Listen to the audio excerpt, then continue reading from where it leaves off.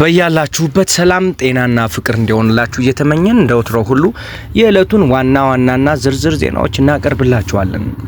አብረዋቸው ሲጓዝ የነበረ ስደተኛና አስክሬን የያዙ ሁለት ኤርትራውያን በቤላሩስ ድንበር ላይ ተገኝተዋል። የአረብ ሴቶች ልብስ ለብሰው ለመብረር ሲሞክሩ የተያዙ 3 ወንዶች ታሪክ መነጋገሪያ ሆኗል። እናም ዩክሬን የሩሲያ የኬሚካል ፋብሪካን በእንግሊዝ ሰራሽ ስቶርም ሻዶ ሚሳይል መታለች የሚሉት ዋና ዜና አርዕስተ ጉዳዮች ናቸው። ወደ ዝርዝሩ እናልፋለን። በቤላሩስ ድንበር ላይ አብሯቸው ሲጓዝ የነበረ ኤርትራዊ ስደተኛን አስክሬን የያዙት 2 ኤርትራውያን ስደተኞች ተገኙ። የቤላሩስ የድንበር ጠባቂዎች 2 ኤርትራውያን ስደተኞች አብረዋቸው ሲጓዝ የነበረውን ኤርትራዊ አስክሬን ይዘው እንዳገኟቸው አስታውቀዋል። ቤላሩስን ከላቲቪያ በሚያዋስነው ሰሜናዊ ግዛት ብራሰልስ የኤርትራዊ አስክሬን መገኘቱ ኤቢሲ መገናኛ ብዙሃን ዘግቧል። ኤርትራውያን መሆናቸውን በአስተርጓሚ የገለጹት ስደተኞች እንደተናገሩት ላቲቪያ ከገቡ በኋላ የወታደር ልብስ በለበሱ ሰዎች ድብደባ ደርሶባቸዋል። እነዚህ ግለሰቦች ስልካቸውን እንደወሰዱባቸው በመሳሪያ እንዳስፈራሯቸውና ቤላሩስ ድንበር ላይ ጥለዋቸው እንደሄዱ ስደተኞች ተናግረዋል። ኤርትራውያኑ ስደተኞች ለቤላሩስ ፖሊስ እንደገለጹት አብሯቸው ይጓዝ የነበረው የ29 ዓመት ኤርትራዊ ስደተኛ በደረሰበት ድብደባ በመንገድ ላይ ሳለ ሕይወቱ አልፏል። የብራሰልስ ግዛት መርማሪዎች በመንገድ ላይ የነበረው ስደተኛ እንደሞተና በአስከሬኑ ላይ ምርመራ እየተደረገ መሆኑን ገልጸዋል። የግዛቱ የምርመራ ኮሚቴ እንዳለው ከአውሮፓውያኑ 2015 ዓ.ም ጀምሮ በተከሰተው የስደተኞች ቀውስ ምክንያት በቤላሩስና በላቲቪያ ድንበር 35 ሰዎች ሕይወታቸው አልፏል። ቤላሩስ በምስራቅ በኩል ከሩሲያ፣ በደቡብ በኩል ከዩክሬን፣ በሰሜን በኩል ከላቲቪያ፣ በምዕራብ በኩል ከፖላንድ እንዲሁም በሰሜን ምዕራብ በኩል ከሊቱዌኒያ ጋር ትዋሰናለች።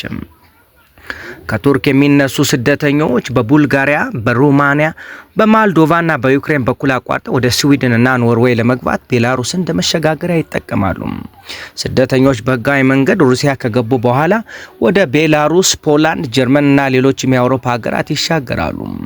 የሜዲትራኒያን ባህርን አቋርጠው በሊቢያ በረሃ ወደ አውሮፓ የሚጋዙ ስደተኞች ለግድያ፣ ለስቃየት እንዲሁም ለገንዘብና ስለንቦና ብዝበዛ እንደሚጋለጡ ዓለም አቀፉ የሰብአዊ ተሟጋች ያወጣቸው ተደጋጋሚ ሪፖርቶች ያሳያሉ። በሊቢያ በረሃ ያለውን እንግልት ለመሸሽ ስደተኞች የምስራቅ አውሮፓና የማዕከላዊ አውሮፓን መንገድ እንደ አማራጭ ይጠቀማሉ።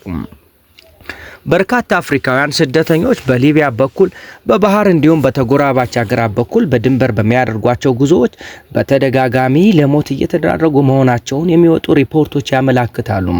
ዘገባውን ሲቲጄን አፍሪካ ነው የወሰድኩት። የአረብ ሴቶች ልብስ ለብሰው ለመብረር ሲሞክሩ የተያዙ 3 ወንዶች ታሪክ መነጋገሪያ ሆኗል። በአልጄሪያ የአውሮፕላን ማረፊያ በቁጥጥር ስር የዋሉ 3 ተጠርጣሪ ወንዶች ታሪክ በማህበራዊ ሚዲያ ላይ ከፍተኛ መነጋገሪያ ሆኗል።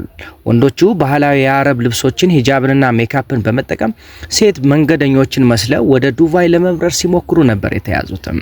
የአውሮፕላን ማረፊያ የጸጥታ አካላት በጥርጣሬ በተሞላ መልካቸውንና እንቅስቃሴያቸው በመጠራጠር ለቅርብ ምርመራ ሲያቆሟቸው የወንዶቹ ቅድ ሊጋለጥ ችሏል። ከመረጃው እንደተገለጸው እነዚህ ግለሰቦች ራሳቸውን ለመደበቅ ሲሉ ባህላዊ ሴት ልብሶችን፣ ሮብ፣ ሂጃብ እና የፊት ሜካፕን ተጠቅመው ነበር።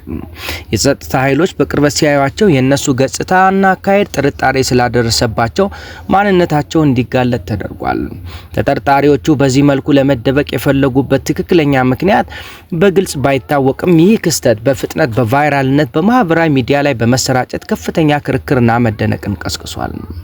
አንዳንድ ዘገባዎች እንደሚጠቁሙት እነዚህ ወንዶች የመድኃኒትና የሰዎች ህገወጥ ዝውውር መረብ አካል የሆኑ የውጭ ዜጎች ሲሆኑ አልጄሪያ ውስጥ በፖሊስ ተይዘዋል።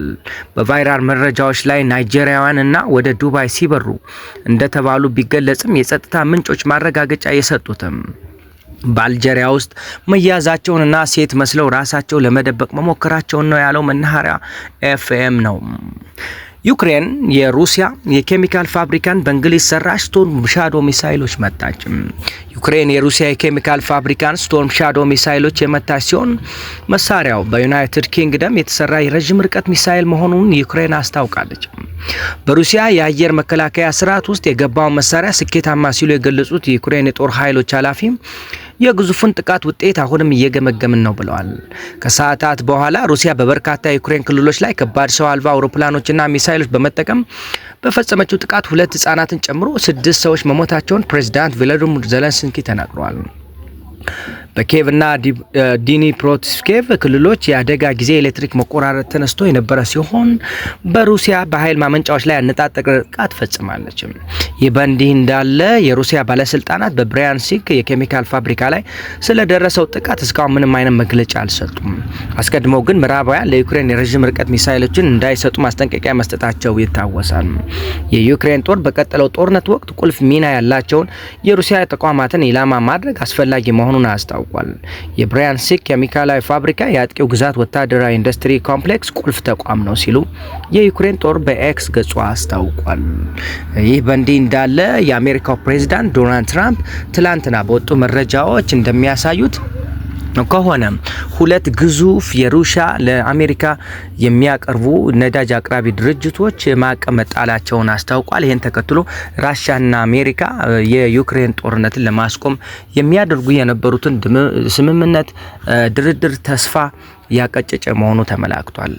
በዚህ ሁኔታ ደግሞ ዓለም ከዩክሬንና ራሽያ ልታገኝ የሚችለውን በርካታ የሆነ የመሰረተ ልማት እና የኢንዱስትሪ ምርቶች እንዲሁም የነዳጅና ሌሎች አቅርቦቶች ላይ አሁንም ከፍተኛ ስጋት እንዳጫረ ቀጥሏል። በመሆኑም አፍሪካ ከዚህ የኬሚካል ኢንዱስትሪ ማምረቻ የራሽያ እና የዩክሬን ምርት ማጣት ተከትሎ ማዳበሪያ እና እነዚህን የመሰሉ ነገሮች በከፍተኛ ጥረት መከሰታቸው እንደሚቀጥል ነው የተመላከተ የሚገኘው። ሆኖም ግን ዶናልድ ትራምፕ አሁንም ቢሆን ምክንያታቸው ራሽያ የዩክሬን ጦር ለማስቆም በቂ ዝግጅት የላትም በሚል ሌሎች ተጨማሪ ማዕቀቦችን ጥላል ብለዋል። ልዕለ ኃያሏ አሜሪካ እና የእሳቸው ሁለተኛ ዙር የተመረጡት ፕሬዝዳንት ዶናልድ ትራምፕ ዓለምን ሰላም ለማድረግ እየወረዱ ያሉበት ርቀት የሚያስመሰግናቸው ነው። ቪቫ ትራምፕ ብለናል። በእኛ በኩል ዓለማችን ሰላም ውላ እንድታደር እንደዚህ የሚመኙ ጦረኛ ያልሆኑ ነገር ግን ዲፕሎማቲክ እንደነ ባራክ ኦባማ አይነቱ መሪዎች እንዲበዙ እንመኛለን። ይሄን ተከትሎ ደግሞ ዶናልድ ትራምፕ አሜሪካ ያላትን ከፍተኛ የሆነ የመደመጥ አቅምና የፖለቲካና የዲፕሎማሲ ተጽዕኖ ፈጣሪነቷን ተጠቅማ በዓለማችን የተለያዩ ቦታዎች ላይ ያሉ ጦርነቶችን እንደምታስቆም ተስፋ እናደርጋለን። መልካም ጊዜ፣ መልካም ቆይታ።